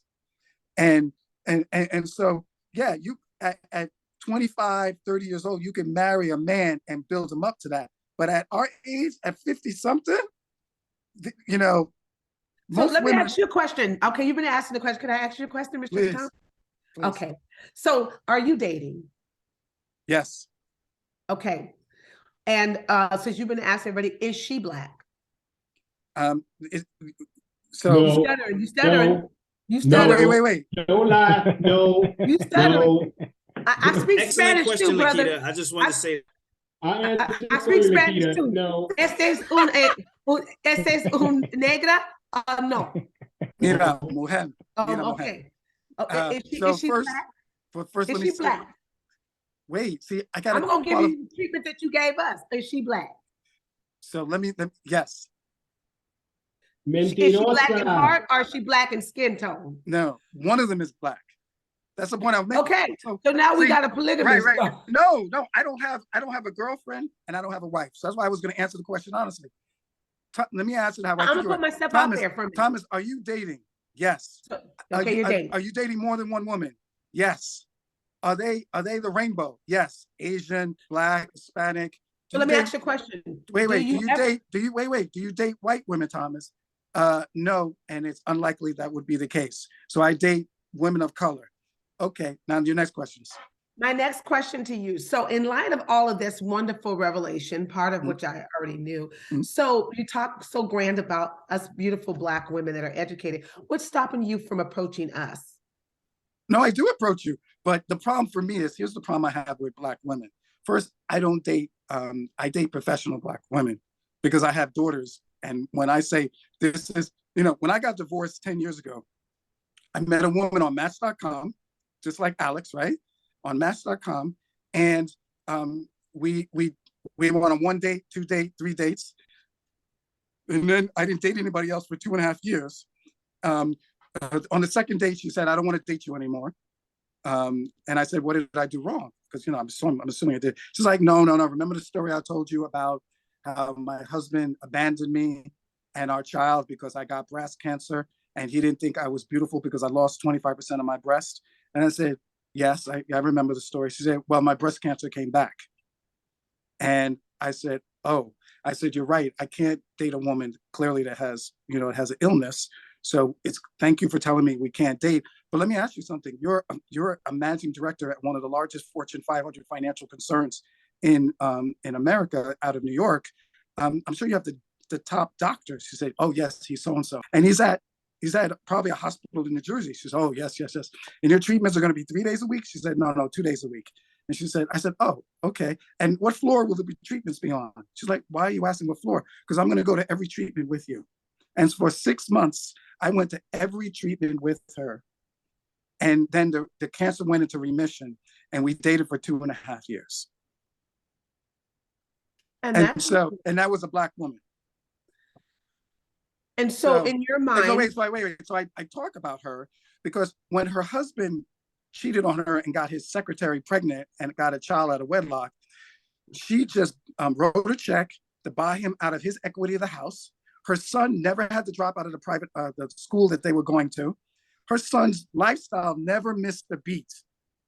I want my daughters to be that kind of woman, that if the relationship fails, they're not living it. Because we've heard these stories. Alex, you brought this up, right? We've heard these stories where the woman can't leave, but she does leave, and now the kids are living in the projects and going to a failing school. And so I respected that woman. So no, I tend to date women that are ambitious, accomplished. They're medical doctors, they're investment bankers, they're corporate lawyers, they're educators, you know, they're like you know, beautiful and hot and sexy with those glasses on, you know, like, you know, if you weren't in California, Thank you, Thomas. if you weren't in California kind of woman, you know, I'm in New York. So yes, you know, and then I got, you know, smart, beautiful, my Haitian sisters, you know, who unfortunately is in Florida, got beaches, but she's not in New York. So yeah, I date women of color. So to answer your question, yes. I just wanted to just give you a little bit of what you've been giving us, and so I really appreciate. Thank you for that. Thank you for that. Yes, sis. I thought I would do that. He sort of kind of redeemed himself when he talked about the fact that he stood by her, and you know, I think that in her most vulnerable time, you showed up for her, and so that, you know, we appreciate that. And I think, and I'll tell you this much: the first time we had sex, I spent a lot of time on the breast that was that was reduced because of the breast cancer. See, now I can't show this tape to my kids. What's wrong with you? You were doing so well. And by the way, wait, this is Thomas. Wait, you guys got on a panel with Thomas. Listen, that was very considerate of you, Thomas. And Beatrice said it really great. Just because Black women, we are very vulnerable, and sometimes educated Black women get a little bit of a something that we're not. And so, you know, to Beatrice's thought and to what you did, there are a lot more vulnerable Black women than people really know, you know, and we're not bitter, we're not angry, we're happy, and so forth and so on. And I know a lot of Black women that are very vulnerable and appreciate, you know, great men in our lives. But I'm with Alex. We need to have that money conversation. And let me tell you this. I'm poor. I did, you guys. On the first date. On the first date. So yes. Let me say this. I'm a father of 3 kids, and my ex-wife is a Black woman, and she's a Haitian Black woman. So Beatrice, I don't need to explain this to Beatrice. You guys might need to understand what this means. But my ex-wife is a Haitian Black woman, born in Haiti, but raised in the United States from 18 forward. She still lives 18 years old. She's still in the United States. She is a take no prisoners kind of woman. And I'm so grateful because she's raised my children and done excellent. Listen, guys, if you have to get an ex-wife, you want an ex-wife like my ex-wife. You know, 6 months ago, we went on a vacation in St. Thomas. And, you know, it was a partnership. We raising our kids, and she's an excellent ex-wife. However, when I meet women, especially Black women, and I date overwhelmingly Black women, I can't date Shaniqua and Shanae from an intellectual level, and I can't date women that I have to support financially. So if you're a school teacher or a social worker and you need me to pay for most of things, no, I have children to support. I can't put sex ahead of my children. And so the reason I date overwhelmingly professional women is because they don't need me to pay their bills. If we want to go to St. Thomas for the weekend, I'm like,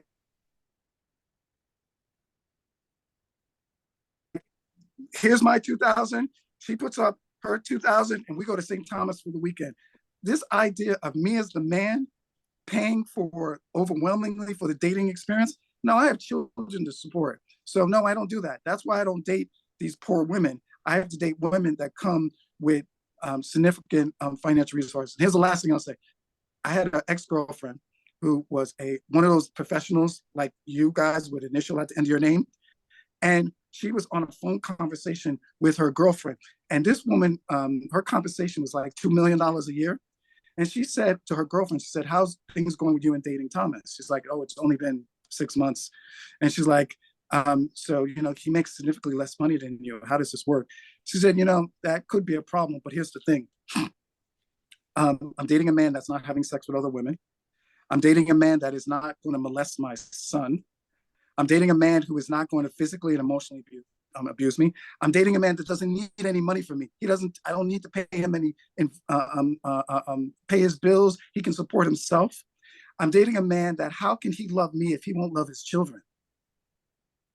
And so I thank God for what he sent me. And that's the problem. I asked God for a good man. What I should have asked God was for a good man who had money, but you know, I left that out. That's what she told her girlfriend.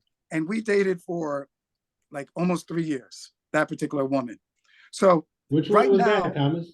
Because I know them all. Which one was that? I know you do. And that's why I'm not, I'm not gonna do that. Because you know, you guys, not Alex, but you guys will be like, oh yeah, tell her I said hello. I don't want to mention her name on this Zoom because I don't think people should know her income. I think but you know her, and Troy, you know her too. Anyway, yeah, you messed that up. I know you do. Yeah. So anyway, so if there's a woman listening to this and would be interested, and I'm single, and I would be very interested in not being single anymore. And you know, and if Beatrice didn't live in Florida, and if Lakita didn't live in California, you know, you guys would be on my list.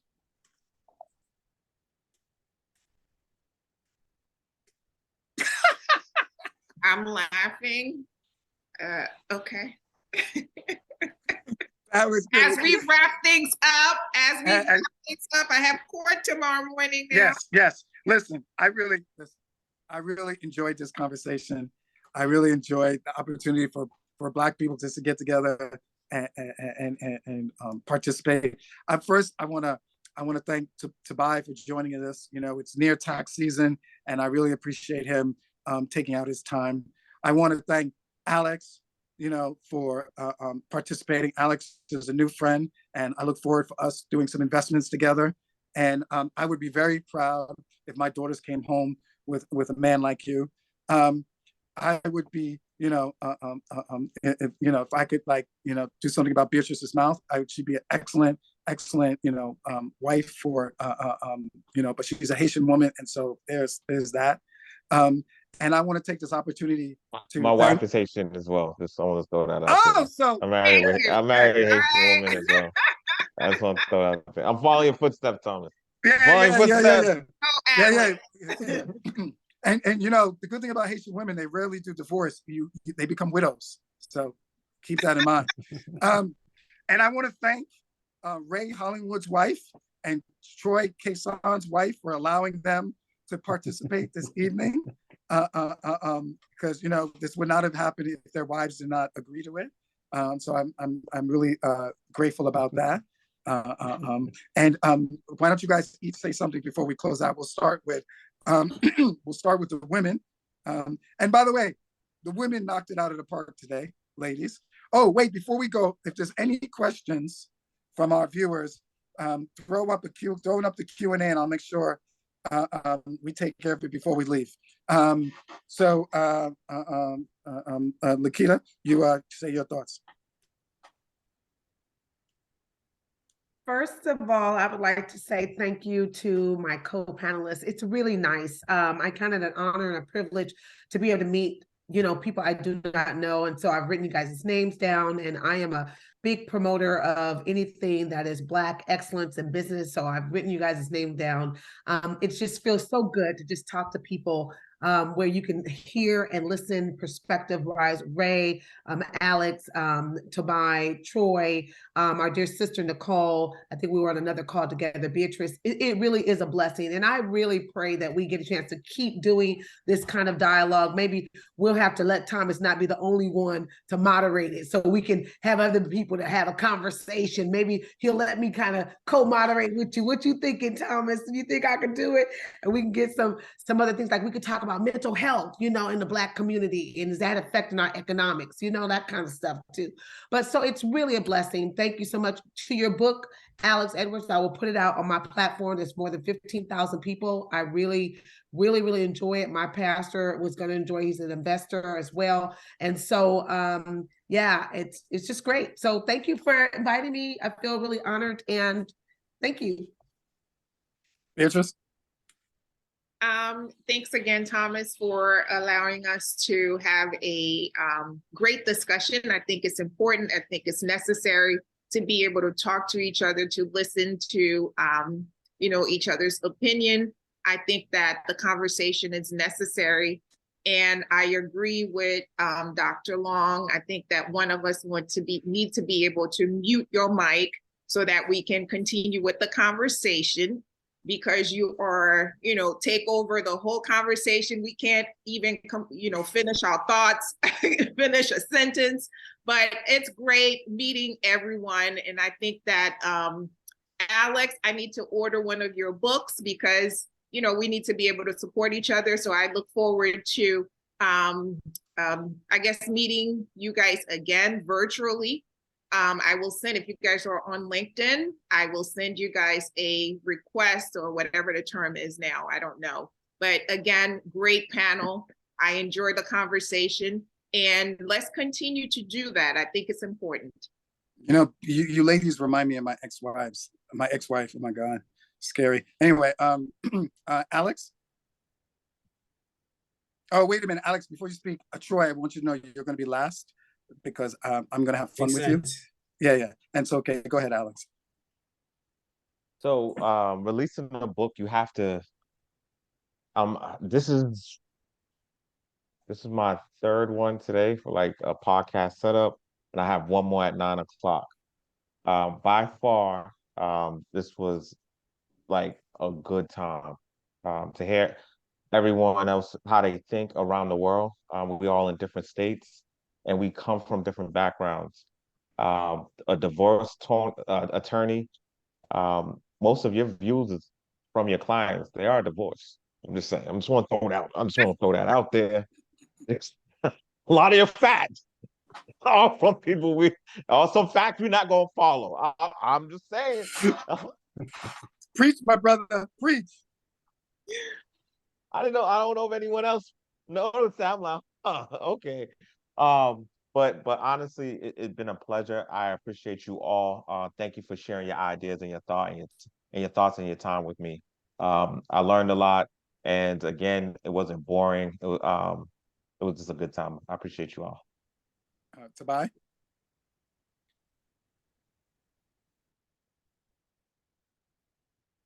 Okay.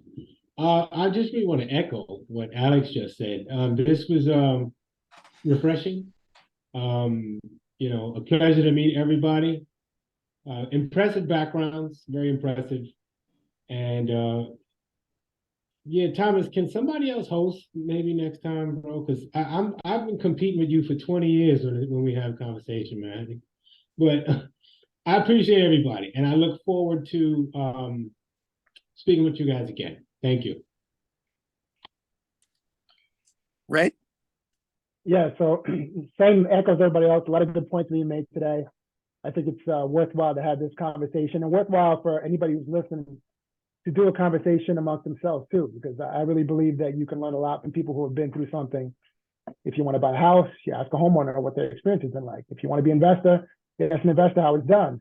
If you want to be married, you got to ask another married person how they do it. So, there's people that you can learn from that are around you. And I'm learning from all these folks here on the panel, and I'm just glad I'm a part of it. Thank you. I wish I took your course, Ray, and I was still if that and the drugs I'm sure your wife gives you, and I would still be married today. So, my wife is fantastic, bro, and she's from the Bronx, from North Carolina, African American. She's the best. I've met her a number of times, and she picked really well in you. You're right. You're excellent man. And she should be proud does she take your last name? She took a hyphenated version of my last name. So we each have hyphenated last names. Oh, that's very liberal of you. Oh. Well, I was born in Puerto Rico. So you take your mother and your father's last name. I know, I have my that. children did that. Yeah, Lopez-Pierre. My father is Puerto Rican. My mother is Dominican and Haitian. Right. So we all have two last names. Yes. Troy, how's your wife doing? She's amazing. She asked about you as well, Thomas. It was a totally different way she asked. Yeah. How many four-letter words? All of them. Every single one of them was involved in that conversation. But thank you. Well, you know what, Thomas? I'm going to thank you first. I don't know if I've ever thanked you for anything. Well, I had reason to. So thank you, Thomas, for putting this together. It was amazing. Thank you kindly. It's a pleasure meeting you all. The energy was incredible. The diverse backgrounds were absolutely incredible, and I really, really appreciate meeting you all, and I would love for us to do this again. I'm hoping that Thomas can put this together again. That'd be great. Absolutely. Yeah. So let me just say that so we had some fun tonight. We, you know, a lot of the stuff coming out of my mouth was to elicit reactions and responses and generate some drama. However, everybody on this panel are some highly respected professionals, and if the viewers who are watching this, you will be able to find their LinkedIn profiles on the description on the YouTube. When it gets published on YouTube, you will be able to find the descriptions on LinkedIn, so you'll be able to reach out to them. Reach out if you're going to buy a home in New York, and you want the best price. You know, contact Ray. You know, if you want to invest in commercial real estate and you want to know what's going on in Boston, count Alex. If you want to learn about how you can manage your money better and put together a plan, contact Troy. If you want to keep the IRS from indicting you, contact Tobayi. And if you want to not get divorced, contact Beatrice. And if you are getting divorced, you know, Beatrice will save your butt. And if you want to have a conversation about how you can save your marriage and how to empower your mental thoughts to move forward, then Dr. Long, that's how you pronounce your last name, right? Long? You being funny, but it's okay. I'll take it. No, it's just, vocabulary. These are those little things that happen when you kind of have a little bit of like for someone. It's all right. Okay. All right. I guess this is me flirting then, right? I think so. Okay, it's all right. That's all we right. got the witnesses here. We got Ray. We got Alex. Yeah. Hey, if this was corporate America, you would be writing me up. I would be in human resources. It may be. Yeah. Anyway, I want to thank you all, our viewers. I've done panels in the past where we talked about investing in commercial real estate, where we talked about the basis for a property, the rate of return, and some people found it boring. And so I figured, let's have a conversation with some more interesting things, and maybe people will reach out and say, talk to me about the real estate investing that you're doing. How can I be that male who can afford to date a woman like Beatrice? You know, because you assist her with that artwork and those pearls. She ain't doing $41,000 a year, because Ray hit it out of the park on that. Thank you, Ray. I was feeling lonely out here. I was feeling lonely, and Alex, you killed it. So I want to thank you all for participating. To learn more about working together with Black professionals like this and investing in commercial real estate, please visit theBlackRealEstateForum.com, theBlackRealEstateForum.com. And thank you so much for participating. Marcus, you can sign us off.